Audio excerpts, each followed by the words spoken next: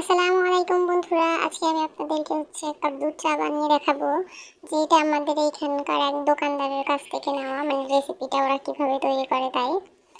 তো চা বানানোর জন্য প্রথমে এখানে একটা পাত্র নিয়ে নিয়েছি, যার ভিতরে 2টা বিস্কুট দিয়ে নিচ্ছি। যেহেতু চায়ের পরিমাণ কম, 2টা বিস্কুটেই হয়ে যাবে। বেশ ভালো ফ্লেভার আছে এমন একটা বিস্কুট নিয়ে নেবেন। তো এইগুলাকে একটু গুঁড়া করে নিচ্ছি, গুঁড়া না করলেও হবে, যখন পানি দিব এটা এমনিতেই গলে যাবে। তারপর আমি একটু গুঁড়ো গুঁড়ো করে নিলাম। এইগুলাকে গুঁড়া করার পরে এর ভিতরে পানি দিয়ে নিচ্ছি। আমি এটা গরুর দুধ দিয়ে তৈরি করছি না, মানে লিকুইড দুধ না, গুঁড়া দুধ দিয়ে তৈরি করব, যার জন্য আমাকে পানি নিতে হচ্ছে। আপনারা যারা লিকুইড দুধ দিয়ে তৈরি করবেন তারা তো এখন এই পর্যায়ে দুধ নিয়ে নেবেন। এখন পরিমাণ মতো পানি নিয়ে নিলাম। নেওয়ার পরে এই পানিটা যখন একটু গরম হয়ে আসবে, তারপরে এখানে নিয়ে নিলাম দারচিনি। দারচিনিটা ভালো ফ্লেভার আসবে, মানে আমি একদম দোকানের মতো তৈরি করার চেষ্টা করছি, যার জন্য এসব দিয়ে নিচ্ছি। এবার বড় একটা চামচের 1 চামচ দুধ দিয়ে নিলাম, গুঁড়া দুধ।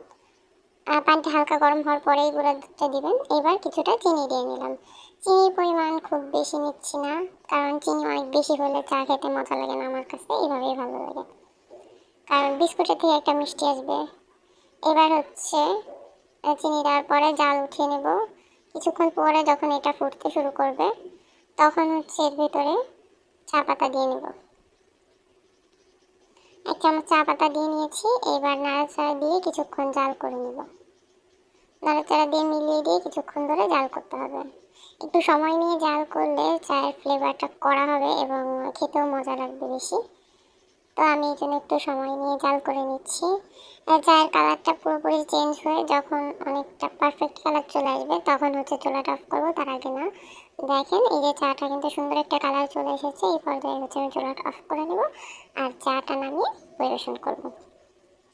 তো বন্ধুরা, আমরা তো নর্মালি চা বানাই, মানে যেটা সবসময় বানাই দুধ চিনি দিয়ে, তার থেকে একটু বাইরে গিয়ে এইভাবে যদি চেষ্টা করি, তাহলে চাটা খেতে কিন্তু অন্যরকম মজা লাগে।